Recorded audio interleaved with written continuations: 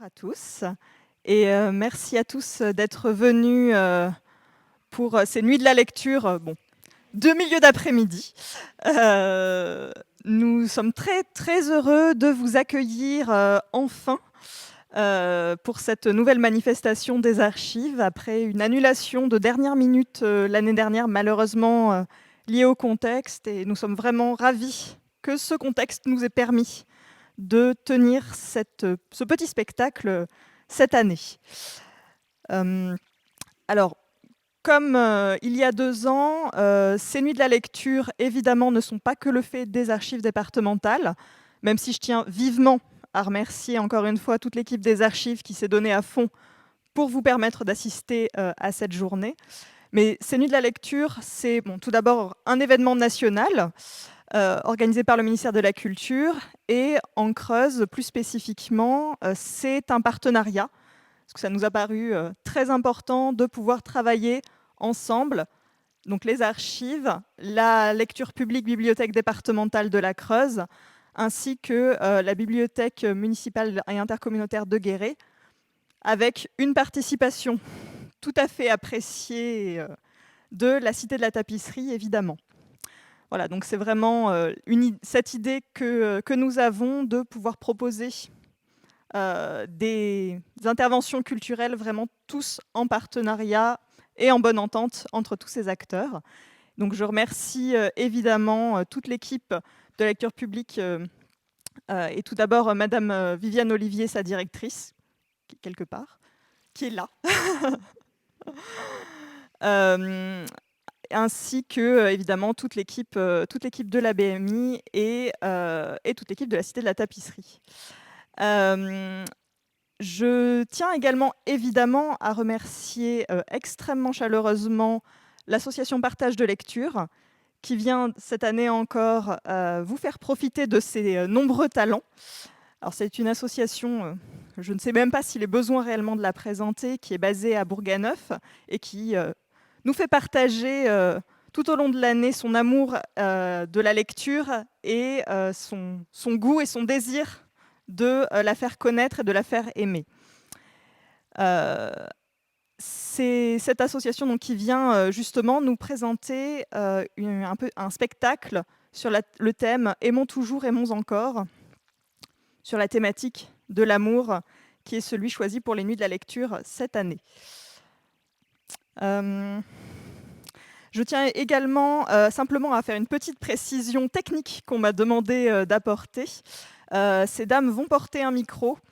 Il n'est évidemment pas nécessaire pour vous faire entendre leur jolie voix.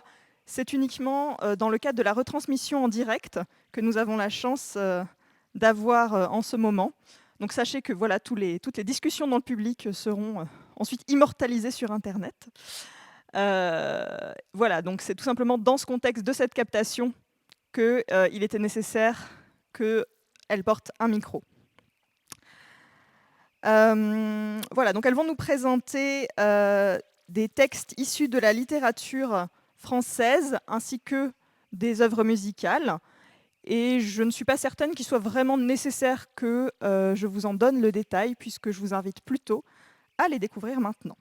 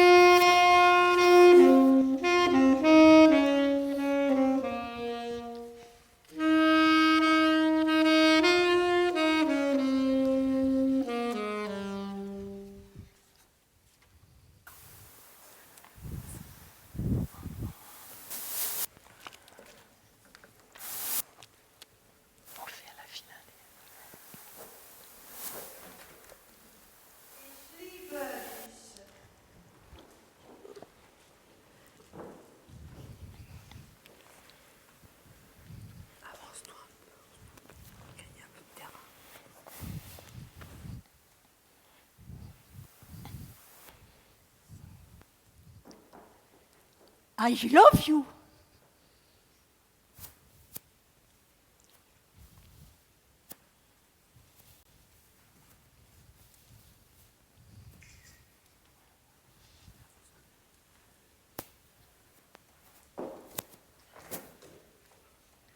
Te quiero.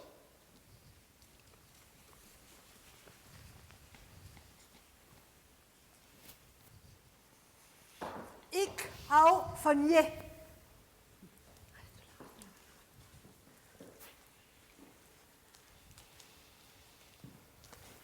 Courage.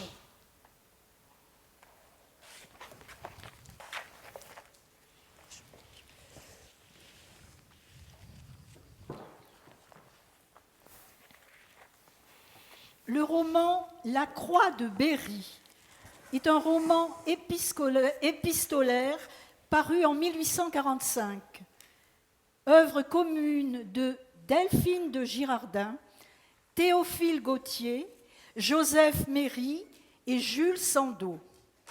Delphine de Girardin a écrit les lettres de l'héroïne principale, Irène de Châteaudun. Voici un extrait de la lettre numéro 19. C'est lui, Valentine, c'est lui. Je l'ai bien vite reconnu, et lui aussi il m'a reconnu. Et nos deux avenirs se sont donnés l'un à l'autre dans un de ces regards qui décident de toute la vie. Quelle journée! Comme je suis encore émue. Ma main tremble, mon cœur bat violemment. Ces battements me gênent pour écrire. Il est 1h du matin.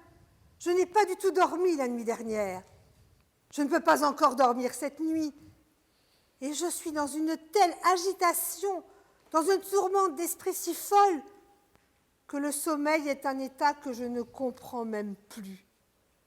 Je ne prévois pas que moi, je puisse jamais m'endormir.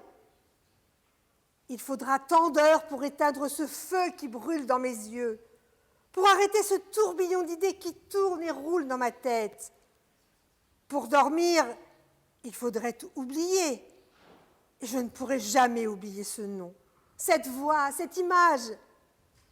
Ma chère Valentine, comme je vous ai regretté aujourd'hui, comme j'aurais été fière devant vous. Avec quelle joie je vous aurais prouvé et démontré que tous mes rêves étaient réalisés, que tous mes pressentiments étaient justifiés. Ah, je sentais bien que j'avais raison dans une chose heureuse. Ah, je sentais bien que j'avais raison, une foi si profonde ne pouvait être une erreur. Je le savais bien qu'il y avait sur cette terre un être créé pour moi et qui devait un jour me plaire impérieusement. Un être qui vivait d'avance avec ma pensée, qui me cherchait, qui m'appelait, qui m'évoquait, et que nous finirions par nous rencontrer et nous aimer malgré tout. Oui, souvent je me sentais évoquée par une puissance supérieure. Mon âme me quittait, elle allait loin de moi répondre à quelque ordre mystérieux. Celui dont je vous parle avec un si fol enthousiasme, je l'ai vu hier pour la première fois. Je ne le connais pas et je l'aime. Valentine, qu'allez-vous penser de moi ?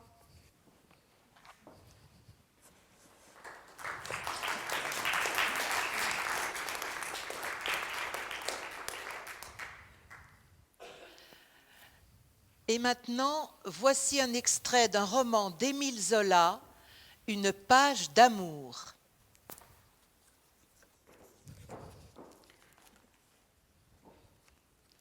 Le livre glissa de ses mains. Hélène rêvait, les yeux perdus. Quand elle le lâchait ainsi, c'était par un besoin de ne pas continuer, de comprendre et d'attendre. Comme ces romans mentaient, c'étaient des fables bonnes pour les têtes vides, qui n'ont point le sentiment exact de la vie. Et elle restait séduite pourtant. Elle songeait invinciblement au chevalier Ivanhoé, si passionnément aimé de deux femmes, Rebecca, la belle juive, et la noble Lady Rowena. Aimer, aimer, Et ce mot qu'elle ne prononçait pas, qui de lui-même vibrait en elle, l'étonnait et la faisait sourire. Aimer, aimer. Et elle souriait à son rêve qui flottait. Cependant, Hélène reprit son livre. Elle se sentait dans un beau mensonge. Elle s'y promenait comme dans un jardin idéal aux fruits d'or, où elle buvait toutes les illusions. Puis, à la fin de la scène, quand Rebecca, enveloppée de son voile, exhale sa tendresse auprès du chevalier endormi, Hélène, de nouveau, laissa tomber le volume, le cœur si gonflé d'émotion qu'elle ne pouvait continuer. Mon Dieu, était-ce vrai, toutes ces choses? Alors, sa propre existence se dressa. Elle se vit jeune fille à Marseille, chez son père, le chapelier Mouret. Jusqu'à son mariage, rien ne tranchait dans cette succession de jours semblables. Ce mariage l'étonnait encore. Charles l'adorait, se mettait par terre le soir, quand elle se couchait, pour baiser ses pieds nus. Elle souriait, pleine d'amitié, en lui reprochant d'être bien enfant. Alors, une vie grise avait recommencé. Pendant 12 ans, elle ne se souvenait pas d'une secousse. Elle était très calme et très heureuse, sans une fièvre de la chair ni du cœur, enfoncée dans les soucis quotidiens d'un ménage pauvre. Charles baisait toujours ses pieds de marbre, tandis qu'elle se montrait indulgente et maternelle pour lui. Rien de plus. Et elle vit brusquement la chambre de l'hôtel du Var, son mari mort, sa robe de veuve étalée sur une chaise. Elle avait pleuré comme le soir d'hiver où sa mère était morte. Ensuite, les jours avaient coulé encore. Depuis 2 mois, avec sa fille, elle se sentait de nouveau très heureuse et très calme. Mon Dieu, était-ce tout? Et que disait donc ce livre lorsqu'il parlait de ces grands amours qui éclairent toute une existence? Aimer, aimer. Pourquoi ce mot revenait-il en elle avec cette douceur? N'avait-elle pas aimé son mari, qu'elle soignait comme un enfant? Aimer, aimer.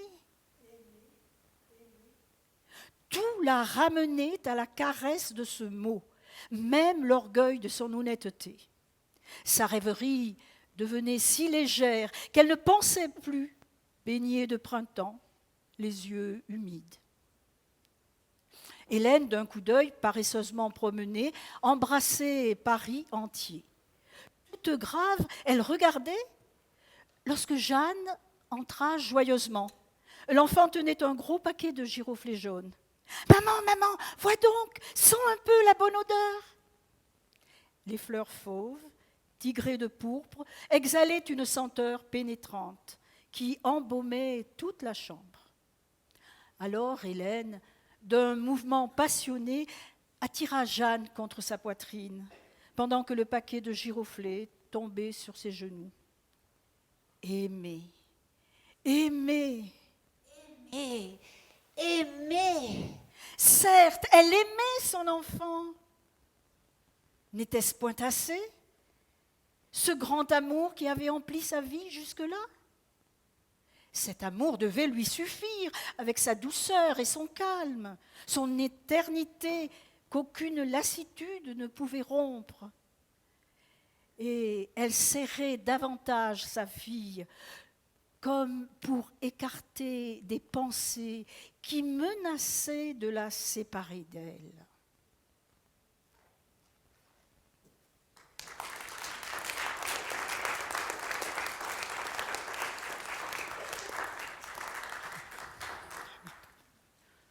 La complainte du progrès. Origine.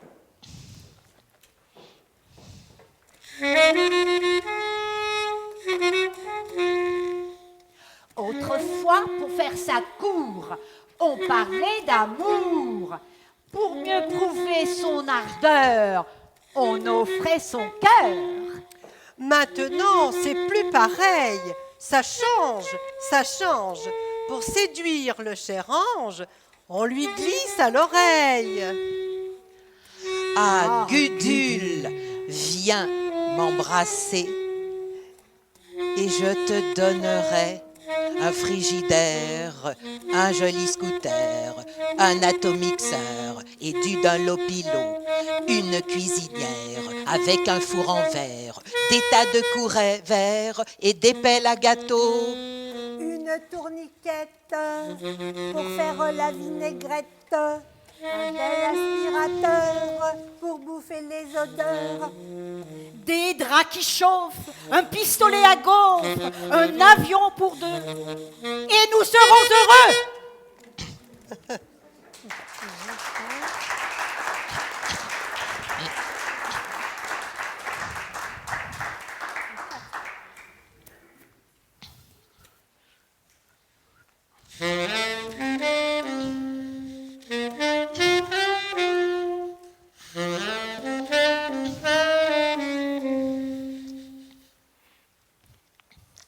Les autres mettent des semaines et des mois pour arriver à aimer.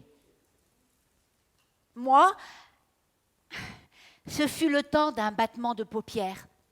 Dites-moi fou, mais croyez-moi, un battement de ses paupières, et elle me regarda sans me voir. Et ce fut la gloire, et le printemps, et le soleil, et la mer tiède, et sa transparence près du rivage, et ma jeunesse revenue. Et le monde était né. C'était un extrait dans Belle du Seigneur d'Albert Cohen.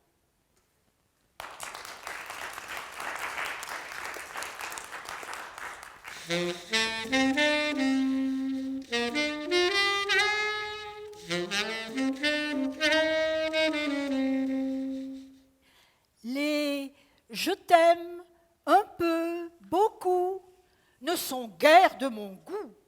Les serments d'amour m'irritent, se plaignait la Marguerite. Car c'est là mon infortune. Aussitôt que débute une affaire sentimentale, j'y laisse tous mes pétales. C'était un extrait de la chanson « Discours de fleurs » de Georges Brassens.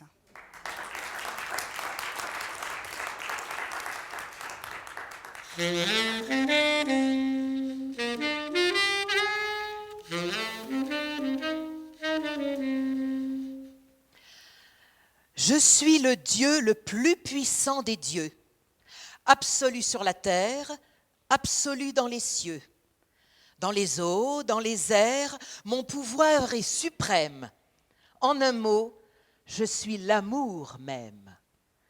C'est un extrait d'une pièce de théâtre de Molière, Psyché.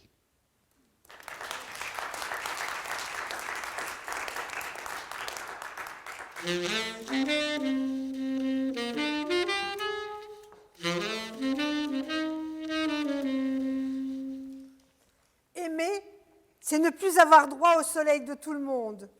On a le sien. Marcel Jouandeau, dans Algèbre des valeurs morales.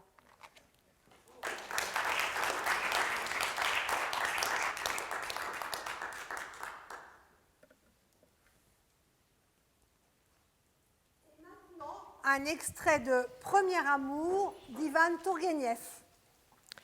Les invités avaient pris congé depuis longtemps. L'horloge venait de sonner la demie de minuit. Seuls notre amphitryon, Serge Nikolaïevitch et Vladimir Petrovitch, restaient encore au salon. Notre ami sonna et fit apporter les reliefs du repas. « Nous sommes bien d'accord, messieurs, fit-il en s'enfonçant dans son fauteuil et en allumant un cigare. Chacun de nous a promis de raconter l'histoire de son premier amour.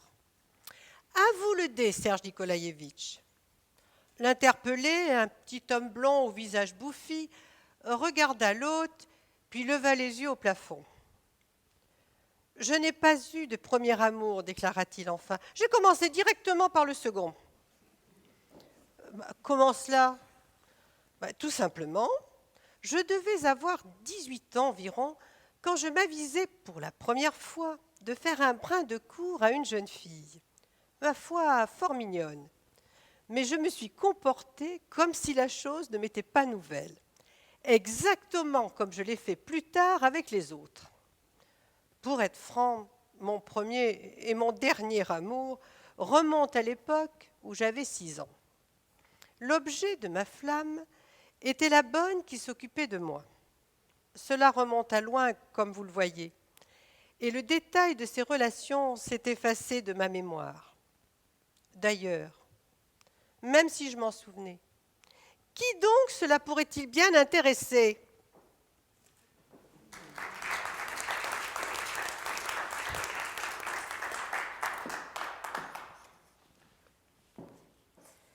Lettre de Simone de Beauvoir à Nelson Algren, son amant américain.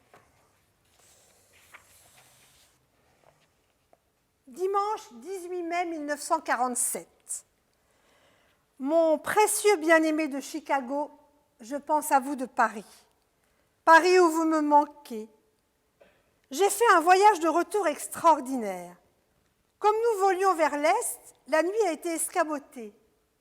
À Terre-Neuve, le soleil a fait semblant de se coucher, mais 5 heures plus tard, il se levait sur Shannon, au-dessus d'un tendre paysage vert irlandais. Tout était si beau, et j'avais tant à méditer que j'ai à peine dormi. À 10 heures du matin, j'étais en plein Paris. J'espérais que son charme m'aiderait à surmonter ma tristesse. Ça n'a pas été le cas. D'abord, la ville est sans charme aujourd'hui, grise et nuageuse. C'est dimanche, les rues sont vides, tout a l'air terne, sombre et mort. Sans doute est-ce mon cœur qui est mort à Paris. Il est resté à New York, à ce carrefour de Broadway où nous nous sommes dit au revoir, dans mon chez-moi de Chicago, à ma vraie et chaude place contre votre cœur aimant. Dans 2 ou 3 jours, je suppose que ça changera. Je me sentirai à nouveau concernée par la vie française, par mon travail, par mes amis. Aujourd'hui, je ne souhaite pas même m'intéresser à tout ça. Je suis paresseuse et fatiguée et seuls les souvenirs me plaisent. Mon bien-aimé, je ne sais pas pourquoi j'ai attendu aussi longtemps pour vous dire que je vous aimais. Je voulais être sûre, ne pas dire de mots faciles et vides. Il me semble maintenant que dès le début, c'était de l'amour.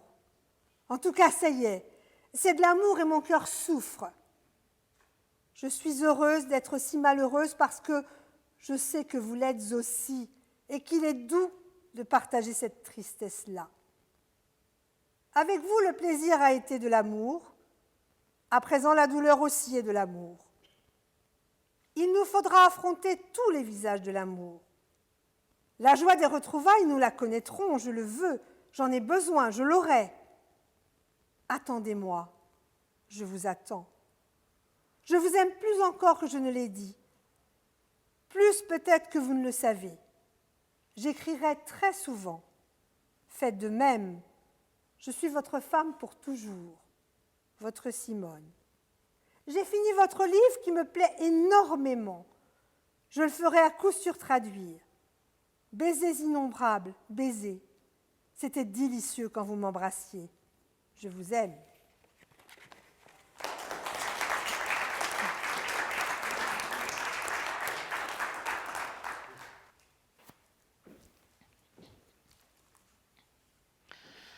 Voici un extrait d'une lettre de Victor Hugo à Juliette Drouet, datée de 1833, l'année de leur rencontre.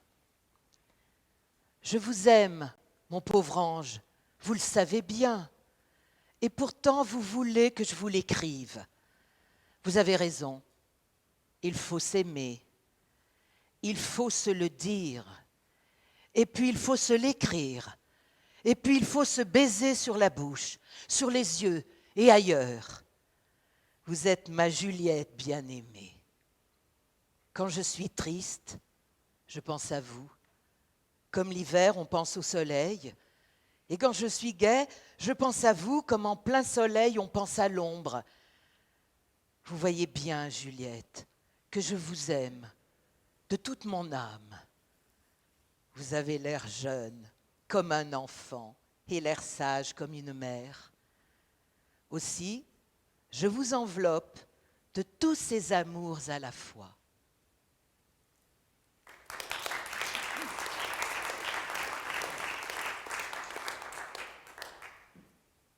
Eh bien, après Victor Hugo et sa lettre à Juliette, voici Juliette qui fait une lettre à Victor Hugo, 1 an plus tard. Mon bien-aimé Victor, je suis encore tout émue de notre soirée d'hier. Hier, 3 juillet 1834, à 10h30 du soir. Moi, Juliette, j'ai été la plus heureuse et la plus fière des femmes de ce monde. Je déclare encore que jusque-là, je n'avais pas senti dans toute sa plénitude le bonheur de t'aimer et d'être aimé de toi. Cette lettre, qui a toute la forme d'un procès-verbal, est en effet un acte qui constate l'état de mon cœur. Cet acte, fait aujourd'hui, doit servir pour tout le reste de ma vie dans le monde.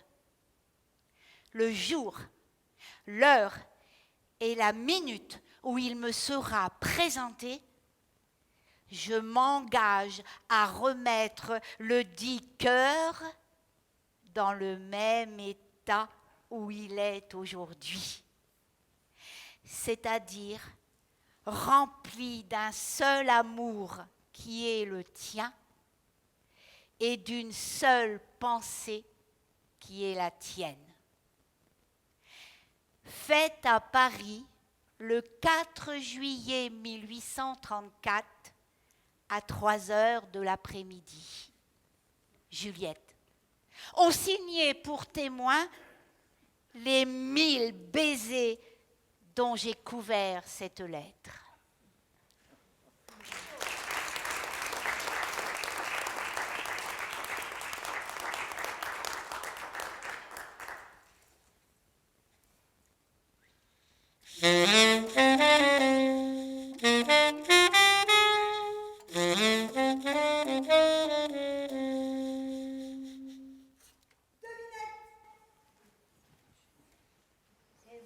Alors voici un autre extrait de correspondance, mais là, je ne vous dis pas qui écrit, c'est vous qui devez trouver qui écrit et à qui s'adresse donc cet extrait. Je n'ai pas passé un jour sans t'aimer. Je n'ai pas passé une nuit sans te serrer dans mes bras. Je n'ai pas pris une tasse de thé sans maudire la gloire et l'ambition qui me tiennent éloignée de l'âme de ma vie. Au milieu des affaires, à la tête des troupes, en parcourant les camps, mon adorable Joséphine est seule dans mon cœur, occupe mon esprit, absorbe ma pensée. Oui, j'ai entendu les sourires, vous avez compris. Bon, il fallait commencer par une devinette plutôt facile. Si on s'en était tenu à la première phrase, peut-être ça aurait été un petit peu plus difficile. Alors, de qui s'agit-il? Ah oui, c'est Bonaparte, il n'était pas encore Napoléon. Parce qu'il écrit ça le 10 germinal en 4, c'est-à-dire le 31 mars 1796. Il écrit ça à Nice avant de partir à la campagne d'Italie. Donc Bonaparte qui écrit à sa Joséphine. Bravo.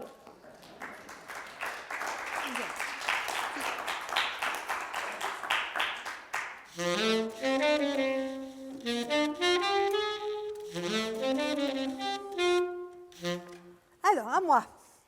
Alors, au théâtre, au théâtre, enfin, quand je parle des auteurs de théâtre, qui est le champion de l'amour dans les auteurs de théâtre? Ne soyez pas timide.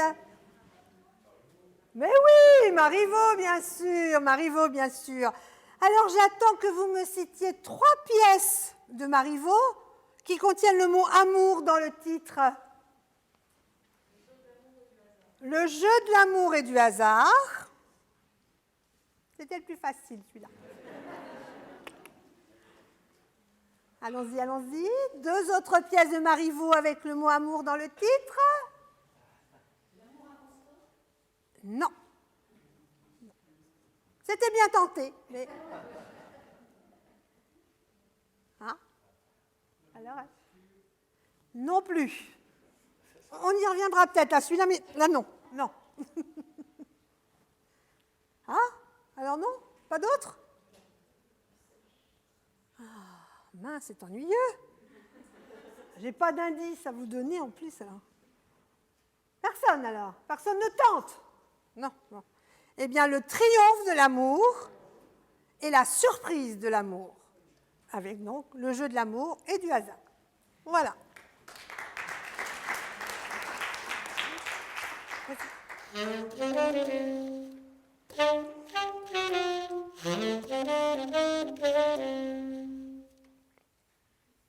Tout à fait différent. Écoutez bien. Si à Athènes, je vous dis Aphrodite et Eros, que me répondez-vous à Rome? À Athènes, Grèce, c'est Aphrodite, Eros. À Rome, en latin, ces dieux et déesses ont un autre nom. Aphrodite, oui, c'est Vénus. Aphrodite et Vénus, la déesse de l'amour. Et Eros, le petit Eros, oui, le petit avec sa flèche. Bravo. Donc, je reprends. Pour Aphrodite, il s'agit de Vénus, la déesse de l'amour, et le petit Cupidon, le petit Cupidon.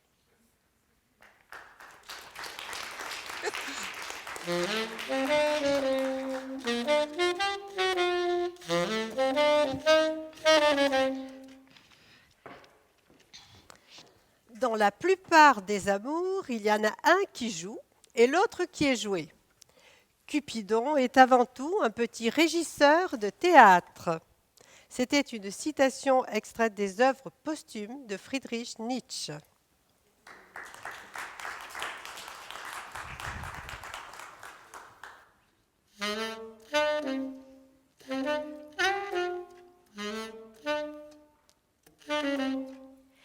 Une autre citation de Stendhal dans De l'amour. L'amour est une fleur délicieuse. Mais il faut avoir le courage d'aller la cueillir sur les bords d'un précipice affreux.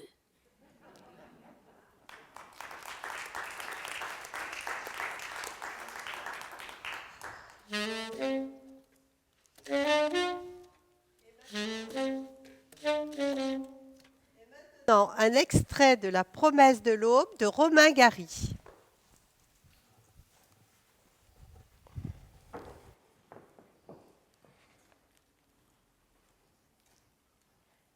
J'avais déjà près de 9 ans lorsque je tombai amoureux pour la première fois. Je fus tout entier aspiré par une passion violente, totale, qui m'empoisonna complètement l'existence et faillit même me coûter la vie. Elle avait 8 ans et elle s'appelait Valentine. Je pourrais la décrire longuement et à perte de souffle. Et si j'avais une voix, je ne cesserais de chanter sa beauté et sa douceur. C'était une brune aux yeux clairs, admirablement faite, vêtue d'une robe blanche, et elle tenait une balle à la main. Je l'ai vue apparaître devant moi dans le dépôt de bois à l'endroit où commençaient les orties qui couvraient le sol jusqu'au mur du verger voisin. Je ne puis décrire l'émoi qui s'empara de moi. Tout ce que je sais, c'est que mes jambes devinrent molles et que mon cœur se mit à sauter avec une telle violence que ma vue se troubla. Absolument résolu à la séduire immédiatement et pour toujours, de façon qu'il n'y eût plus jamais de place pour un autre homme dans sa vie, je fis comme ma mère me l'avait dit, et m'appuyant négligemment contre les bûches, je levai les yeux vers la lumière pour la subjuguer. Mais Valentine n'était pas femme à se laisser impressionner. Je restai là, les yeux levés vers le soleil, jusqu'à ce que mon visage ruisselât de larmes. Mais la cruelle, pendant tout ce temps-là, continua à jouer avec sa balle, sans paraître le moins du monde intéressé. Les yeux me sortaient de la tête, tout devenait feu et flamme autour de moi. Mais Valentine ne m'accordait même pas un regard. Complètement décontenancée par cette indifférence, alors que tant de belles dames dans le salon de ma mère s'étaient dûment extasiées devant mes yeux bleus, à demi aveugle et ayant ainsi du premier coup épuisé, pour ainsi dire, mes munitions, j'essuyai mes larmes et capitulant sans condition, je lui tendis les 3 pommes vertes que je venais de voler dans le verger. Elle les accepta et m'annonça comme en passant « Jeannec a mangé pour moi toute sa collection de timbres-poste. » C'est ainsi que mon martyre commença. Au cours des jours qui suivirent, je mangeai pour Valentine plusieurs poignées de vers de terre, un grand nombre de papillons, 1 kilo de cerises avec les noyaux, une souris, et pour finir, je peux dire qu'à 9 ans, c'est-à-dire bien plus jeune que Casanova, je pris place parmi les plus grands amants de tous les temps, en accomplissant une prouesse amoureuse que personne, à ma connaissance, n'est jamais venu égaler.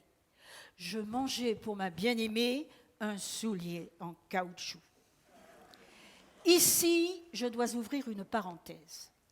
Je sais bien que lorsqu'il s'agit de leurs exploits amoureux, les hommes ne sont que trop portés à la vantardise. À les entendre, leurs prouesses viriles ne connaissent pas de limites et ils ne vous font grâce d'aucun détail.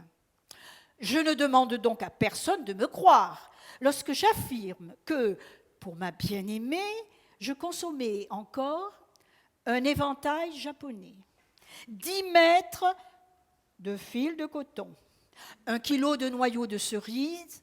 Valentine me mâchait, pour ainsi dire, la besogne en mangeant la chair et en me tendant les noyaux. Et 3 poissons rouges que nous étions allés pêcher dans l'aquarium de son professeur de musique. Dieu sait ce que les femmes m'ont fait avaler dans ma vie. Mais je n'ai jamais connu une nature aussi insatiable.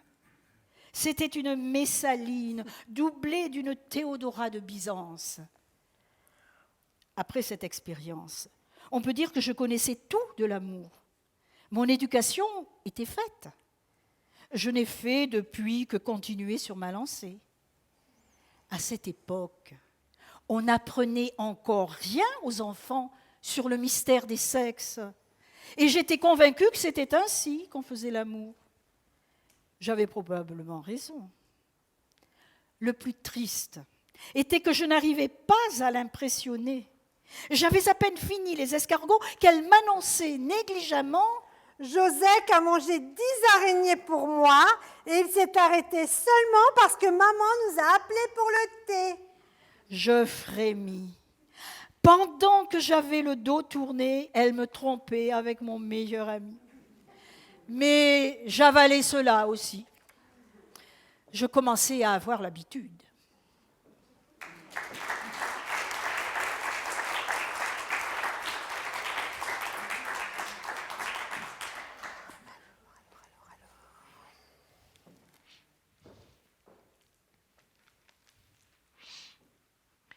Dans un genre très, très différent, voilà l'extrait d'une lettre de Gustave Flaubert à Louise Collet, sa maîtresse.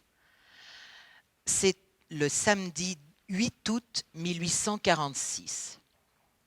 Je suis brisée, étourdie, comme après une longue orgie. Je m'ennuie à mourir. J'ai un vide inouï dans le cœur. Moi, si calme naguère, si fière de ma sérénité, et qui travaillait du matin au soir avec une âpreté soutenue, je ne puis ni lire, ni penser, ni écrire. Ton amour m'a rendue triste. Je vois que tu souffres. Je prévois que je te ferai souffrir.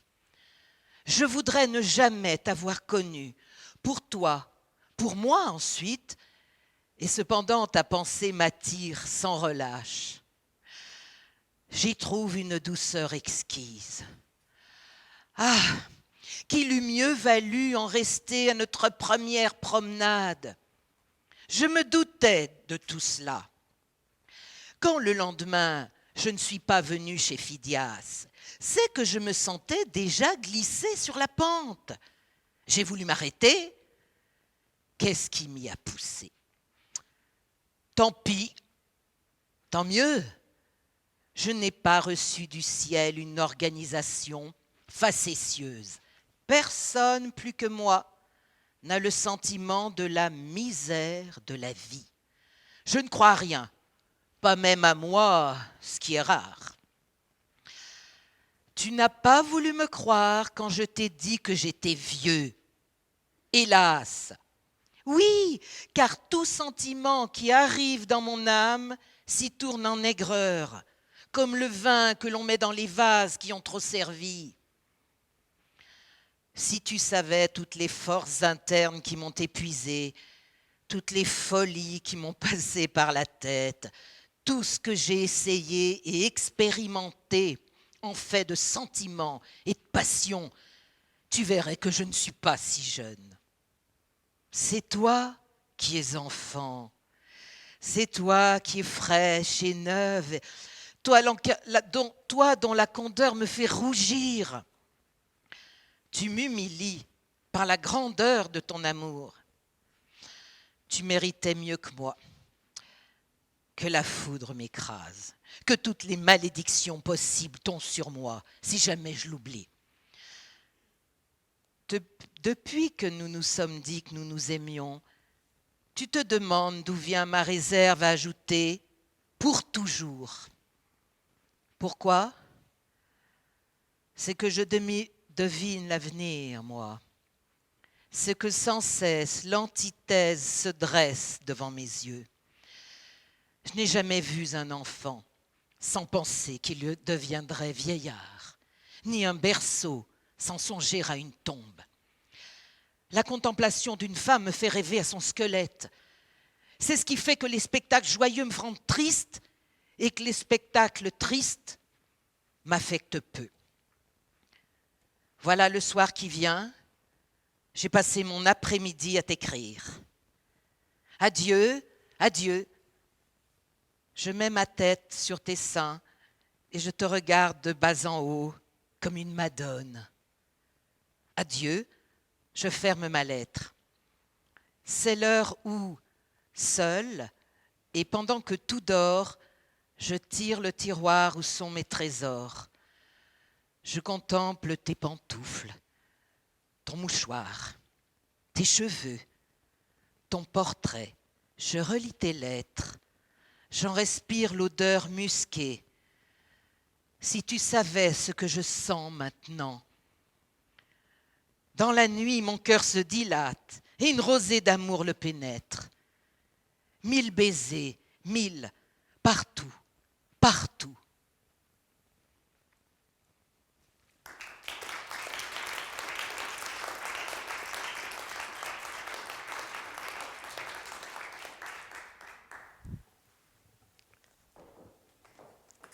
Alors, pour continuer dans les correspondances, voici un extrait d'une lettre du comte de Mirabeau à Sophie de Ruffet. « Être avec les gens qu'on aime, dit Jean de la Bruyère, cela suffit. Rêver leur parler, ne leur parlez point, penser à eux, penser à des choses plus indifférentes, mais auprès d'eux, tout est égal. Oh, ma chérie, que cela est vrai, et qu'il est vrai aussi qu'on en prend tellement l'habitude que cela devient une partie nécessaire de l'existence. Hélas, je sais bien que je dois savoir trop bien, depuis 3 mois que j'ai mis loin de toi, que je ne te possède plus, que mon bonheur est fini. Cependant, chaque matin lorsque je me réveille, je te cherche. Il me semble que la moitié de moi-même manque, et cela est trop vrai. 20 fois dans le jour, je me demande où tu es. Juge combien l'illusion est forte et qu'il est cruel de la voir disparaître. Lorsque je me couche, je ne manque pas de te faire ta place. Je me pousse tout près du mur et laisse un grand vide dans mon petit lit. Ce mouvement est machinal. Ces pensées sont involontaires.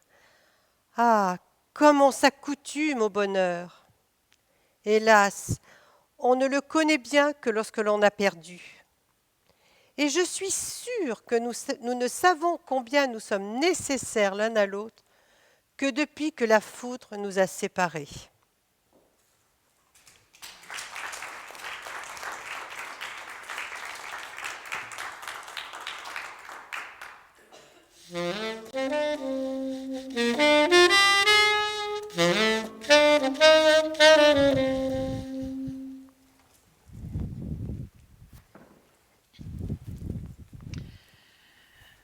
Une citation de Frédéric Beigbeder dans L'amour dure 3 ans.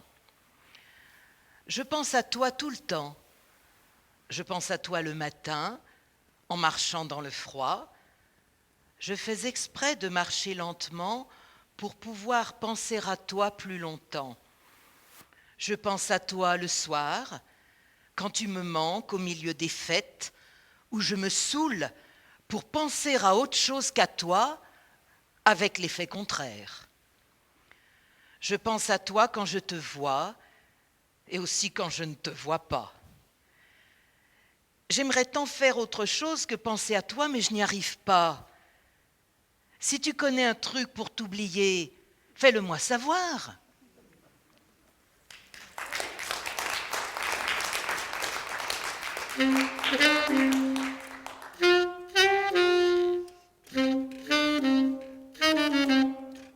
Petite citation de Victor Hugo dans Les Misérables. Le suprême bonheur de la vie, c'est la conviction qu'on est aimé. Aimé pour soi-même. Disons mieux, aimer malgré soi-même.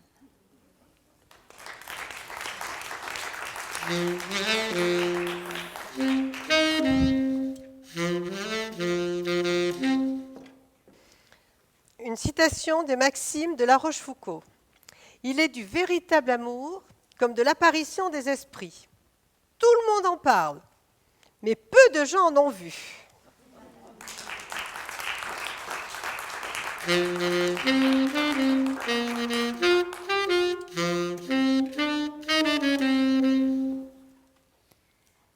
Si l'amour donne de l'esprit aux sots, il rend parfois bien sots les gens d'esprit.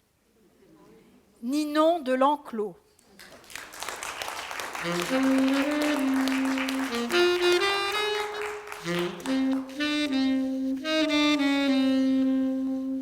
Devinette. Amour, amour, quand tu nous tiens, on peut bien dire adieu prudence. Alors, d'où sortent ces vers, à votre avis? Ah, ça rime moins que tout à l'heure avec Joséphine et Bonaparte. Amour, amour, quand tu nous tiens, on peut bien dire adieu prudence.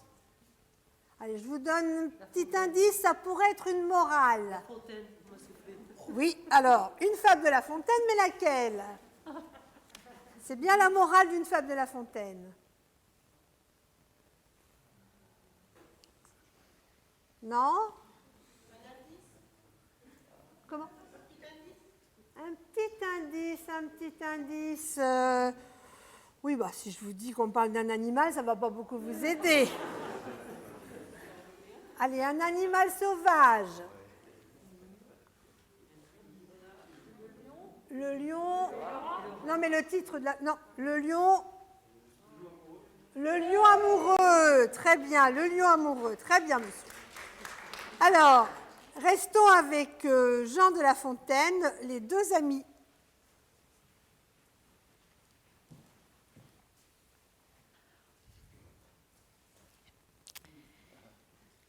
Deux vrais amis vivaient au Monomotapa. L'un ne possédait rien qui n'appartint à l'autre. Les amis de ce pays-là valent bien, dit-on, ceux d'une autre. Une nuit que chacun s'occupait au sommeil et mettait à profit l'absence du soleil, un de nos deux amis sort du lit en alarme. Il court chez son intime, éveille les valets. Morphée avait touché le seuil de ce palais. L'ami couché s'étonne. Il prend sa bourse, il s'arme, vient trouver l'autre et dit « Il vous arrive peu de courir quand on dort. Vous me paraissez homme à mieux user du temps destiné pour le somme. N'auriez-vous point perdu tout votre argent au jeu? En voici. S'il vous est venu quelque querelle, j'ai mon épée. Allons. Vous ennuyez-vous de coucher toujours seul? Une esclave assez belle était à mes côtés. Voulez-vous qu'on l'appelle? Non, dit l'ami. Ce n'est ni l'un ni l'autre point. Je vous rends grâce de ce zèle. Vous m'êtes, en dormant, un peu triste apparu. J'ai craint qu'il ne fût vrai, je suis vite accouru. Oh, ce maudit songe en est la cause. Qui d'eux aimait le mieux? Que t'en semble, lecteur? Cette difficulté vaut bien qu'on la propose. Qu'un ami véritable est une douce chose. Il cherche vos besoins au fond de votre cœur. Il vous épargne la pudeur de les lui découvrir vous-même. Un songe, un rien, tout lui fait peur quand il s'agit de ce qu'il aime.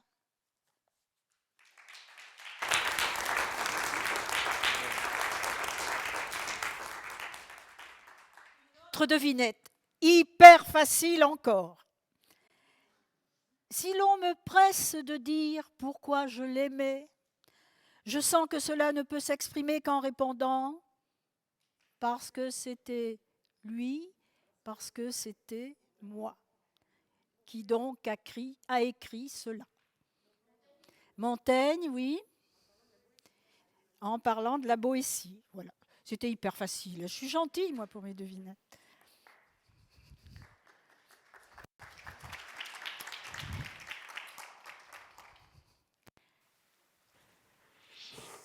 Pourquoi j'aime la mer? Je n'en sais rien. Montaigne n'a qu'à répondre à ma place. Parce que c'est elle, parce que c'est moi. Et voilà tout. Elle, moi. Simple comme l'amour. Un peu trop simple. Mes raisons d'aimer la mer sont la mer, la mer, la mer. Yann Kefelec, dictionnaire amoureux de la mer.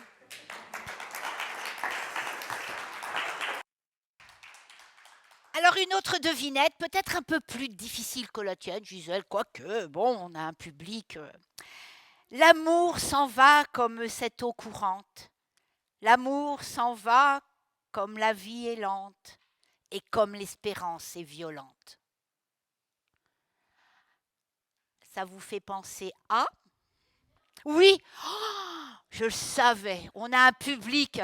Waouh! Guillaume Apollinaire dans le Pont Mirabeau.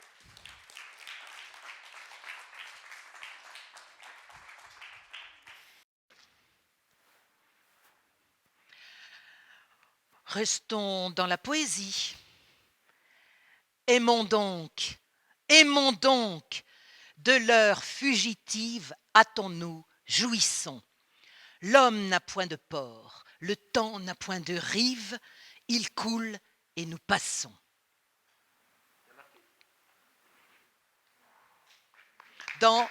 Oui, très bien. Et dans quel poème? Oui.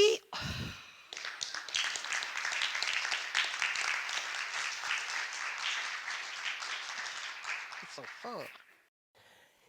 Et encore une, peut-être plus facile. Aimer est le grand point. Qu'importe la maîtresse, qu'importe le flacon pourvu qu'on ait l'ivresse. Non, non, non. Le flacon? Non. Alors? Personne ne sait? Non. Je suis désespérée. Je répète. Aimer est le grand point. Qu'importe la maîtresse, qu'importe le flacon pourvu qu'on ait l'ivresse. Bon.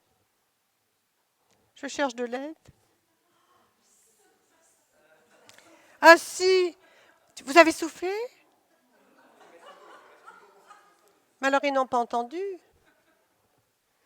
Alors, je vous donne la réponse. Personne ne sait? Alfred de Musset dédicace La coupe et les lèvres. Oh, j'aurais préféré qu'il trouve. Merci.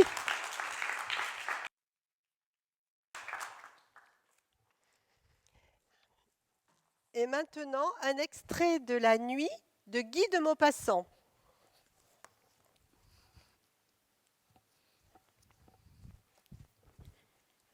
J'aime la nuit avec passion. Je l'aime comme on aime son pays ou sa maîtresse, d'un amour instinctif, profond, invincible. Je l'aime avec tous mes sens, avec mes yeux qui la voient, avec mon odorat qui la respire, avec mes oreilles qui en écoutent le silence, avec toute ma chair que les ténèbres caressent.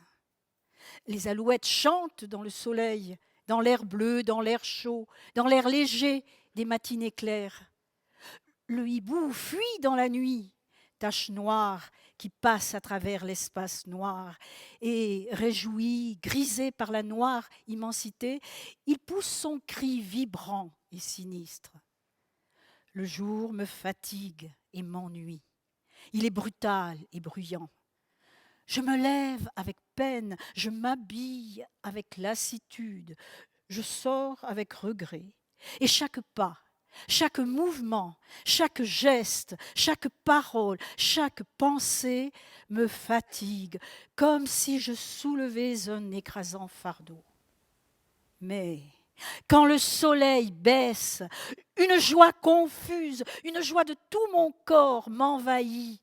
Je m'éveille, je m'anime. À mesure que l'ombre grandit, je me sens tout autre, plus jeune, plus fort, plus alerte, plus heureux. Je la regarde s'épaissir, la grande ombre douce tombée du ciel.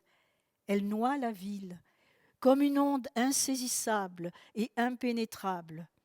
Elle cache, efface, détruit les couleurs, les formes, étreint les maisons, les êtres, les monuments de son imperceptible toucher. Alors, j'ai envie de crier de plaisir comme les chouettes, de courir sur les toits comme les chats, et un impétueux, un invincible désir d'aimer s'allume dans mes veines. Je vais, je marche, tantôt dans les faubourgs assombris, tantôt dans les bois voisins de Paris, où j'entends rôder mes sœurs, les bêtes, et mes frères, les braconniers. Ce qu'on aime avec violence finit toujours par vous tuer. Mais comment expliquer ce qui m'arrive ? Comment même faire comprendre que je puisse le raconter ? Je ne sais pas. Je ne sais plus. Je sais seulement que cela est. Voilà.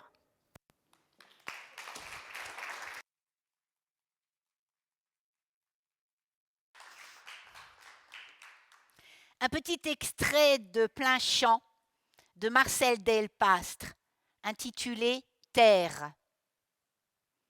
Je t'aimais, terre. Je posais sur ta peau mes deux mains. Je caressais l'argile.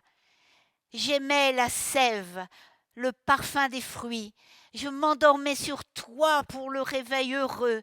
Je respirais le rire de tes herbes. Certes, je t'aimais. Lorsque tu fumes, sèche et froide, sous le soc des labours. Quand tu donnes ton blé dans la chaleur du mois d'août, dans l'ombre de tes chênes, la senteur des foins, avec le cœur des bonnes bêtes. Je t'ai prise à plein bras comme la pâte chaude et la femme en amour. À ton repos, j'ai confronté ma chair vivante. Oh, terre des moissons, du gel et de l'automne, tu m'as donné ton feu, tu m'as appris le vent, l'attente et l'espérance, et tout ce qui me tient, et tout ce qui me porte, la vigne et le vin, le souffle des vivants. Chaque jour, tu m'enseignes mes bornes, mon poids et l'envergure de mes bras, la brûlure du bruit, le silence, ce qui passe, l'insensible instant, ce qui reste, encore un moment, ce qui dure, l'usure, le chanvre des mortes amours. Tout ce que l'on peut nommer, ce qui n'a pas de nom. Je t'aimais, car je m'aime moi-même. Un réseau de racines, un ramage de liens. Je t'aime et tu me tiens. Je n'irai pas ailleurs, je n'irai pas plus loin. C'est en toi que je suis moi-même et je te porte dans mon sein.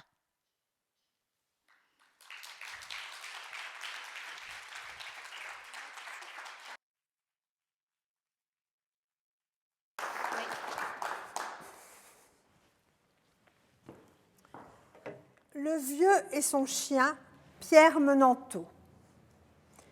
S'il était le plus laid de tous les chiens du monde, je l'aimerais encore à cause de ses yeux. Si j'étais le plus vieux de tous les vieux du monde, l'amour luirait encore dans le fond de ses yeux. Et nous serions tous deux, lui si laid, moi si vieux, un peu moins seul au monde à cause de ses yeux.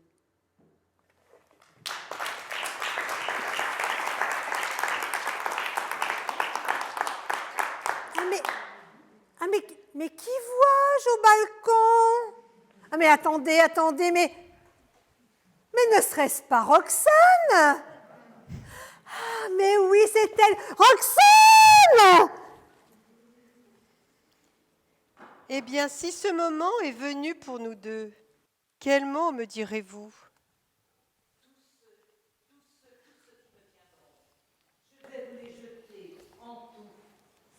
En bouquet. Je vous aime, j'étouffe, je t'aime, je suis fou, je n'en peux plus, c'est trop. Ton nom est dans mon cœur comme dans un grelot, et comme tout le temps, Roxane, je frissonne, tout le temps le grelot s'agite et le nom sonne. De toi, je me souviens de tout. J'ai tout aimé. Je sais que l'an dernier, un jour, le 12 mai, pour sortir le matin, tu changeas de coiffure. J'ai tellement pris pour clarté ta chevelure que comme lorsqu'on a trop fixé le soleil, on voit sur toute chose ensuite un rond vermeil. Sur tout, quand j'ai quitté les feux dont tu m'inondes, mon regard ébloui pose des taches blondes. Oui, c'est bien de l'amour. Certes, ce sentiment qui m'envahit, terrible et jaloux, c'est vraiment de l'amour. Il en a toute la fureur, triste. De l'amour. Et pourtant, il n'est pas égoïste. Ah, que pour ton bonheur je donnerais le mien. Quand même tu devrais n'en savoir jamais rien, s'il se pouvait parfois que de loin, j'entendisse rire un peu le bonheur né de mon sacrifice. Chaque regard de toi suscite une vertu nouvelle, une vaillance en moi. Commences-tu à comprendre à présent? Voyons, te rends-tu compte? Sens-tu mon âme un peu dans cette ombre qui monte? Oh, mais vraiment, ce soir, c'est trop beau, c'est trop doux. Je vous dis tout cela. Vous m'écoutez, moi, vous, c'est trop. Dans mon espoir même le moins modeste, je n'ai jamais espéré tant. Il ne me reste qu'à mourir maintenant. C'est à cause des mots que je dis qu'elle tremble entre les bleus rameaux, car vous tremblez comme une feuille entre les feuilles, car tu trembles, car j'ai senti, que tu le veuilles ou non, le tremblement adoré de ta main descendre tout au long des branches du jasmin. Oui, je tremble et je pleure et je t'aime et suis tienne, et tu m'as enivrée. Alors que la mort vienne, cette ivresse, c'est moi qui l'ai su causer. Je ne demande plus qu'une chose.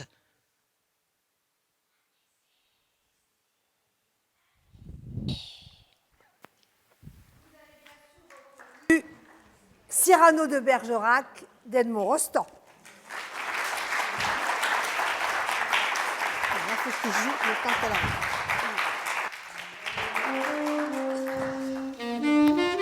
On entend qu'elle redescend.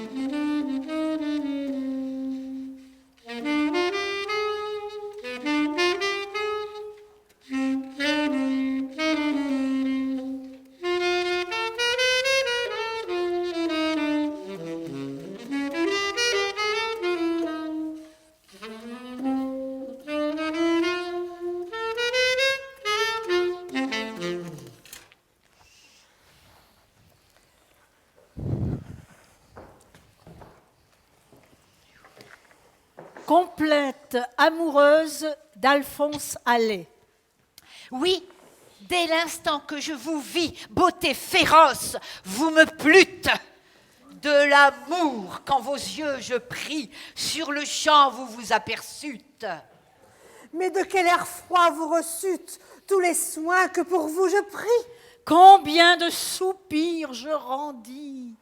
Mais de quelle cruauté vous fûtes! Et quel profond dédain vous eûtes pour les vœux que je vous offris. En vain, je priai, je gémis. Dans votre dureté, vous sûtes mépriser tout ce que je fis.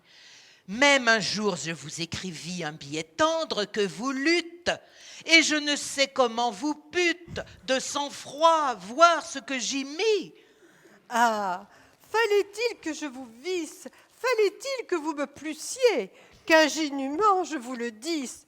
Qu'avec orgueil vous vous tussiez? Fallait-il que je vous aimasse, que vous me désespérassiez, et qu'enfin je me pignatrasse et que je vous idolâtrasse pour que vous m'assassinassiez?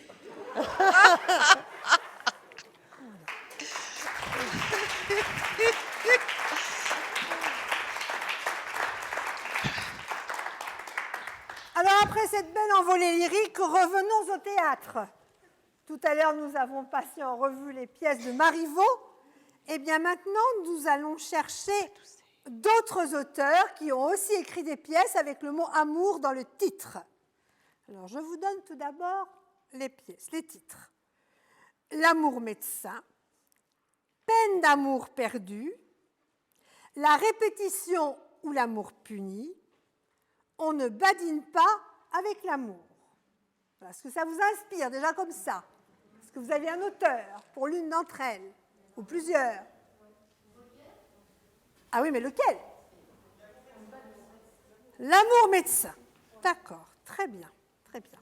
Alors, les autres, dont je redis, donc la répétition ou l'amour puni, peine d'amour perdue, on ne badine pas avec l'amour. Musset pour on ne badine pas avec l'amour, très bien, très bien. Pardon? Alors, Shakespeare pour lequel? Très bien. Et il nous reste donc la répétition ou l'amour puni. Mais quand même, vous avez déjà eu 3 sur 4, c'est très bien. Personne? Plutôt moderne, je dirais. Plutôt moderne. Plutôt, oui. Non? Allez-y, hein. Comment? Non, non, pas Ibsen. Oui, très bien. Eh bien voilà, Jean Anouilh. Donc, je récapitule. L'amour médecin de Molière, on ne badine pas avec l'amour de Musset, la répétition, l'amour puni de Jean Anouilh et peine d'amour perdu de Shakespeare.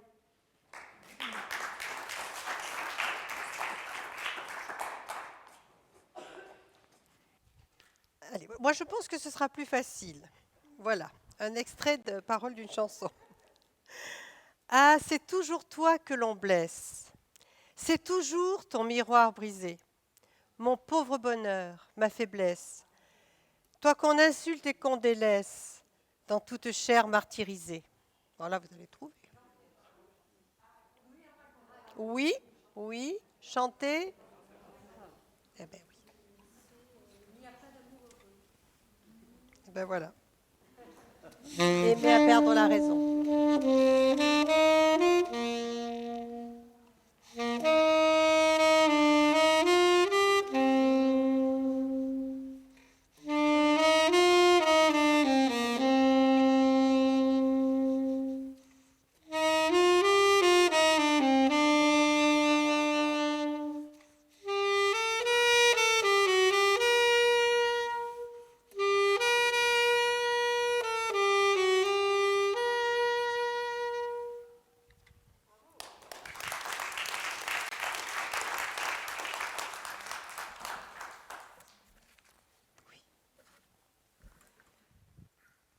Alors, on reste dans le domaine des chansons, devinette.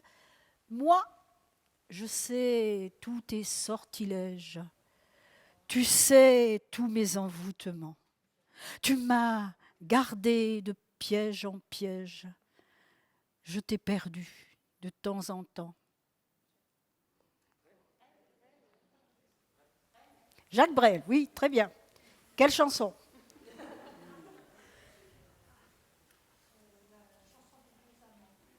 Oui, oui, oui, oui, oui.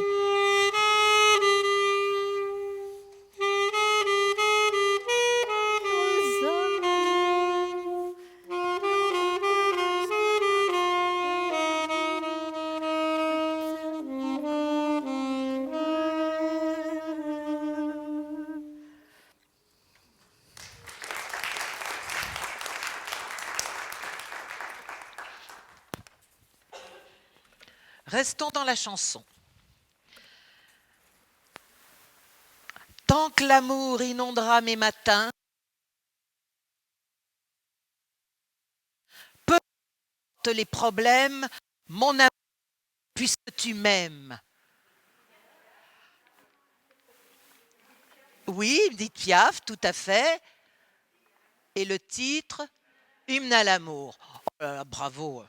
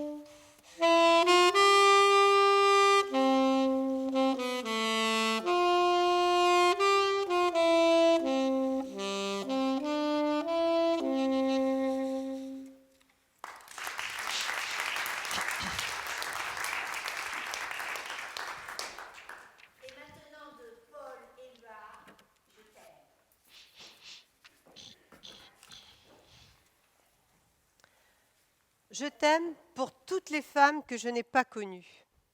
Je t'aime pour tous les temps où je n'ai pas vécu. Pour l'odeur du grand large et l'odeur du pain chaud. Pour la neige qui fond pour les premières fleurs. Pour les animaux purs que l'homme n'effraie pas. Je t'aime pour aimer. Je t'aime pour toutes les femmes que je n'aime pas.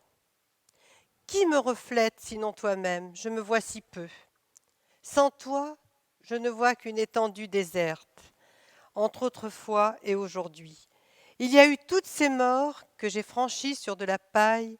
Je n'ai pas pu percer le mur de mon miroir. Il m'a fallu apprendre mot par mot la vie, comme on oublie. Je t'aime pour ta sagesse qui n'est pas la mienne, pour la santé. Je t'aime contre tout ce qui n'est qu'illusion, pour ce cœur immortel que je ne détiens pas. Tu crois être le doute et tu n'es que raison. Tu es le grand soleil qui me monte à la tête quand je suis sûre de moi.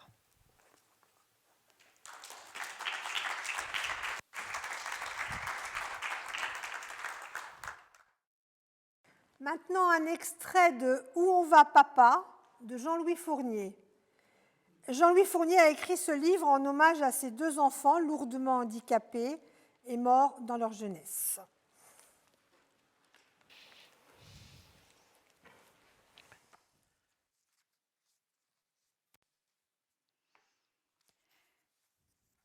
Mes petits oiseaux, je suis bien triste de penser que vous ne connaîtrez pas ce qui pour moi a fait les plus grands moments de ma vie. Ces moments extraordinaires où le monde se réduit à une seule personne, qu'on n'existe que pour elle et par elle, qu'on tremble quand on entend ses pas, qu'on entend sa voix et qu'on défaille quand on la voit, qu'on a peur de la casser à force de la serrer, qu'on s'embrase quand on l'embrasse et que le monde autour de nous devient flou.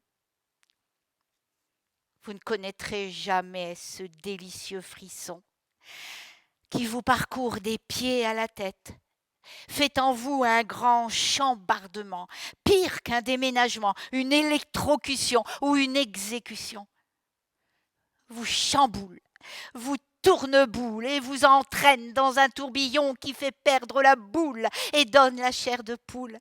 Vous remue tout l'intérieur, vous donne chaud à la gueule, vous fait rougir, vous fait rugir le poil, vous fait bégayer, vous fait dire n'importe quoi, vous fait rire et aussi pleurer. Parce que, hélas, mes petits oiseaux, vous ne saurez jamais conjuguer à la première personne du singulier et à l'indicatif du présent le verbe du premier groupe, aimer.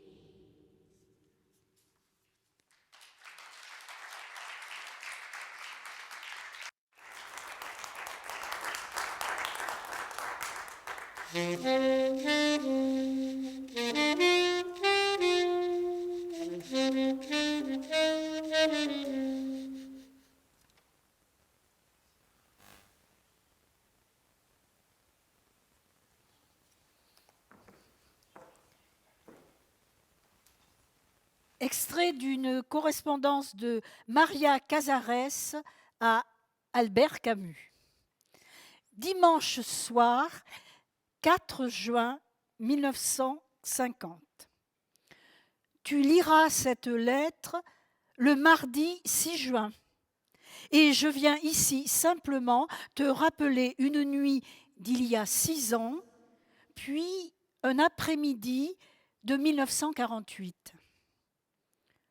Nous nous sommes rencontrés, nous nous sommes reconnus, nous nous sommes abandonnés l'un à l'autre. Nous avons réussi un amour brûlant de cristal pur. Te rends-tu compte de notre bonheur et de ce qui nous a été donné ?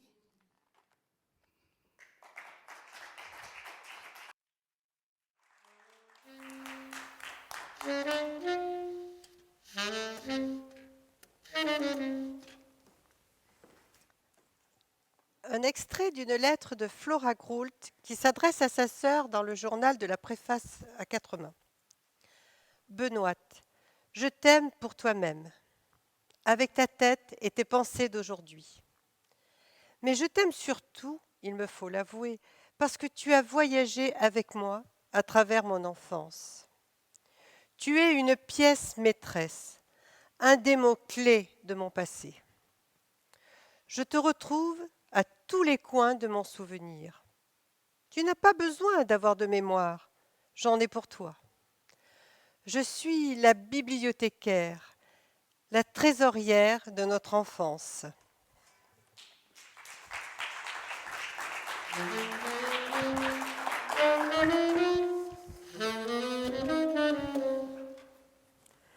L'amour est un je ne sais quoi qui vient de je ne sais où et qui finit je ne sais comment. Mademoiselle de Scudéry.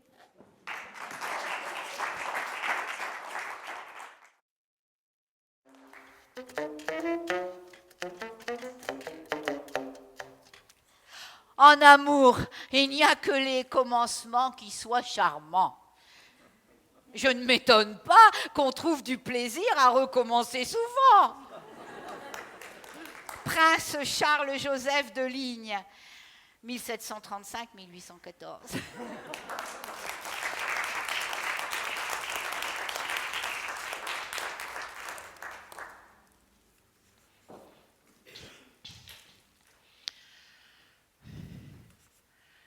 Si vous la rencontrez, bizarrement parée, traînant dans les ruisseaux un talon déchaussé, et la tête et l'œil bas comme un pigeon blessé, messieurs, ne crachez pas de jurons ni d'ordures au visage fardé de cette pauvre impure que, déesse famine, a par un soir d'hiver contrainte à relever ses jupons en plein air.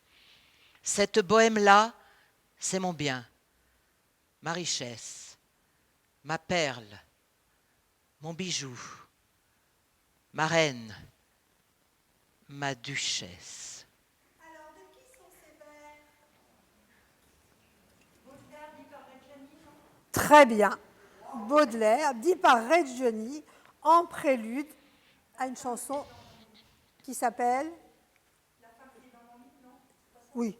Oui. Sarah, la femme qui est dans mon lit. Ben, vous avez tout dit, c'est formidable.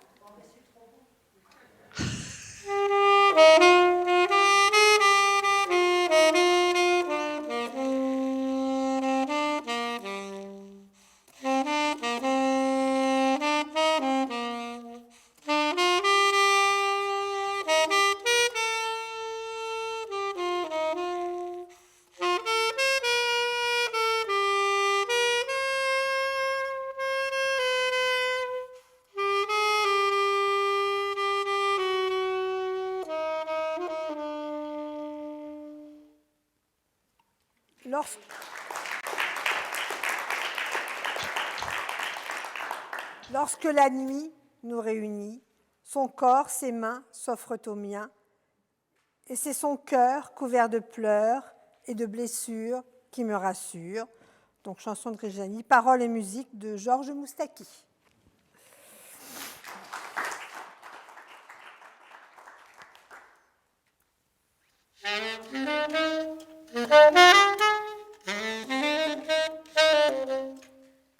J'ai rencontré dans la rue un jeune homme très pauvre qui aimait. Son chapeau était vieux, son habit était usé. Il avait les coudes troués. L'eau passait à travers ses souliers et les astres à travers son âme. C'est un extrait des Misérables de Victor Hugo.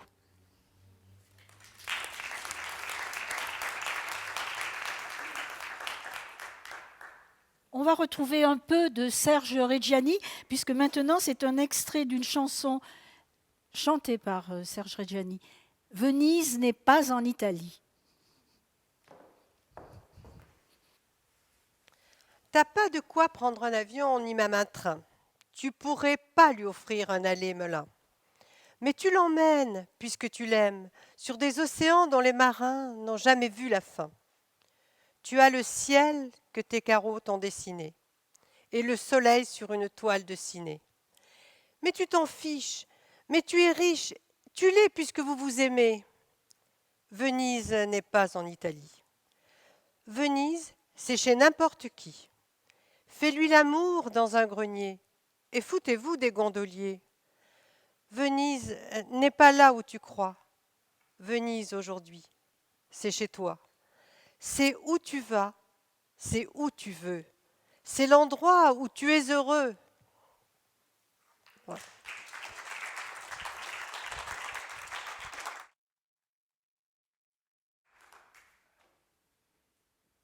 Maintenant, je vais vous lire de Stendhal une lettre dans son ouvrage appelé Correspondance à Madame Clémentine Cru-Rial.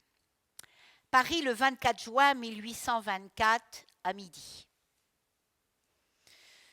Tu ne saurais te figurer les idées noires que me donne ton silence. Je pensais que hier, dans la nuit, en faisant tes paquets, tu aurais trouvé le temps de m'écrire 3 lignes que tu aurais fait jeter dans la boîte à elle. Ne voyant pas de lettre hier, j'en espérais ce matin. En changeant de chevaux à S, elle aura demandé, me disais-je, une feuille de papier. Mais non. Uniquement occupée de sa fille, elle oublie l'être qui ne peut plus penser qu'à elle. En rêvant devant mon bureau, les volets fermés, mon noir chagrin s'est amusé à composer la lettre suivante, que peut-être tu m'écriras avant peu. Car enfin, que t'en coûtait-il de m'écrire un mot ? Voici donc la lettre que j'aurai la douleur de lire. Tu as exigé de moi, mon cher Henri, la promesse d'être sincère. Ce commencement de lettre te fait déjà prévoir ce qui me reste à ajouter. Ne t'en afflige pas trop, mon cher ami. Songe qu'à défaut de sentiments plus vifs, la plus sincère amitié ne cessera jamais de m'unir à toi et de me faire prendre l'intérêt le plus tendre à tout ce qui pourra t'arriver. Tu vois, mon cher ami, par le ton de cette lettre, que la confiance la plus sincère a succédé dans mon cœur à des sentiments d'une autre espèce. J'aime à croire qu'elle sera justifiée et que jamais je n'aurai à me repentir de ce que je fus pour toi. Adieu, mon cher ami, soyons raisonnables tous les deux.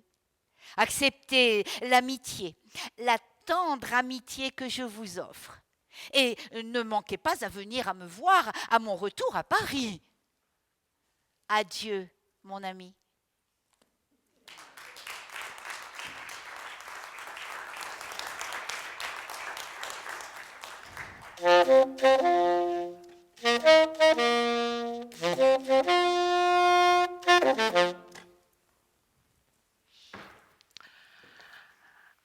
Un proverbe byzantin.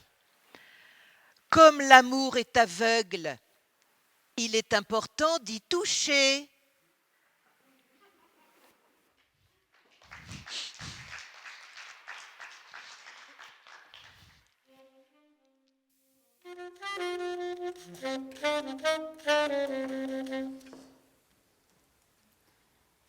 Quand on est jeune, on aime en fou. Quand on est vieux, qui aime est fou. Un proverbe du XVIIe siècle.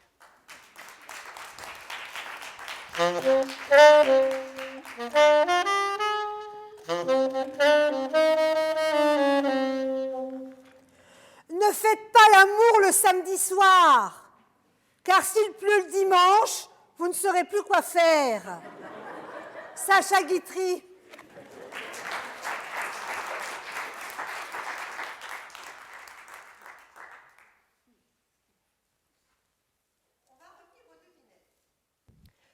Tout est beau dans ce que l'on aime. Tout ce qu'on aime a de l'esprit.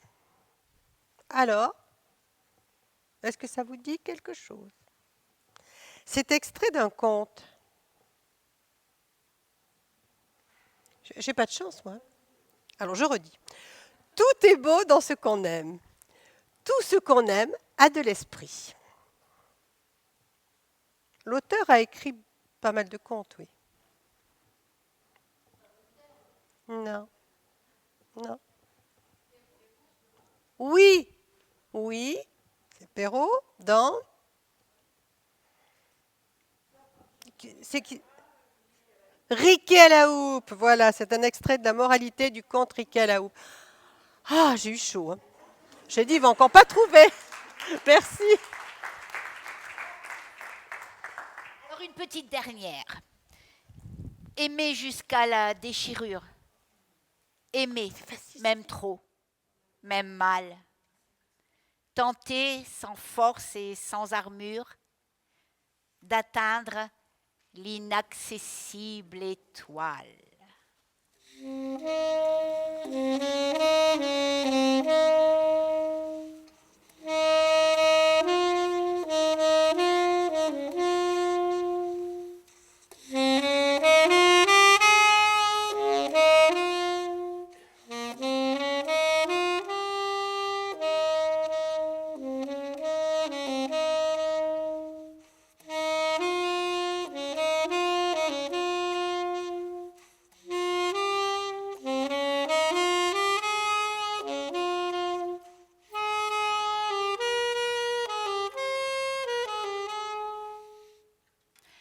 Vous aviez tous reconnu Jacques Brel.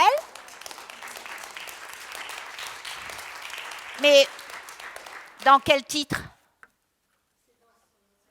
La quête. Oui, la quête. Don Quichotte, l'homme de la Mancha. Eh bien, pour finir cette charmante après-midi avec vous, nous allons rester avec Monsieur Jacques Brel.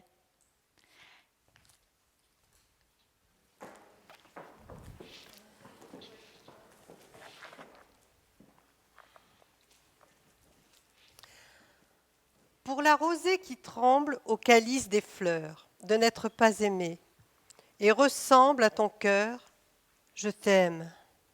Pour le doigt de la pluie au clavecin de l'étang, jouant en page de lune et ressemble à ton chant, je t'aime. Pour l'aube qui balance sur le fil d'horizon, lumineuse et fragile, et ressemble à ton nom, je t'aime. Pour l'aurore légère qu'un oiseau fait frémir en la battant de l'aile et ressemble à ton rire, je t'aime. Pour le jour qui se lève et dentelle le bois au point de la lumière et ressemble à ta joie, je t'aime. Pour le jour qui revient d'une nuit sans amour et ressemble à ton retour, je t'aime. Pour la porte qui s'ouvre. Pour le cri qui jaillit ensemble de deux cœurs, Et ressemble à ce cri. Je t'aime. Je t'aime. Je t'aime. je t'aime. Je t'aime.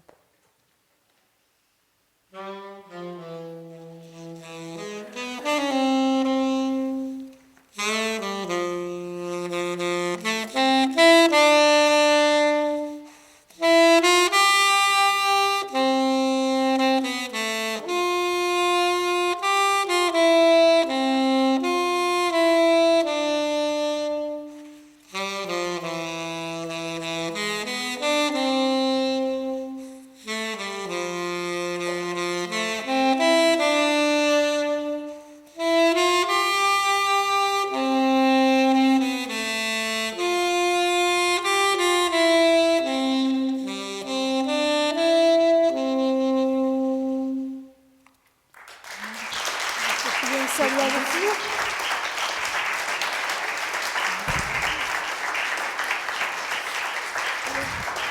On salue devant.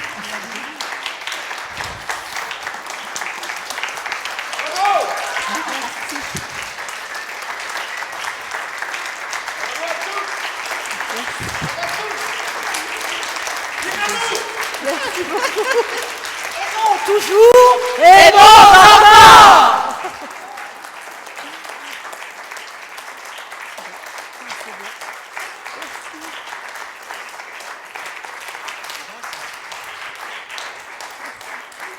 Je vais chercher un masque. Je vais chercher mon masque, pour aller voir les gens. Alors, il va de soi que d'avoir une presse et celle que nous venons d'avoir, je serai évidemment beaucoup moins bonne. Je tenais encore une fois à vous remercier tous, à remercier encore une fois vivement l'association Partage de lecture pour le beau moment qu'elles nous ont fait passer cet après-midi, ainsi que le musicien qui les a accompagnés. Et je vous remercie également tous d'être venus nombreux. Merci, au revoir.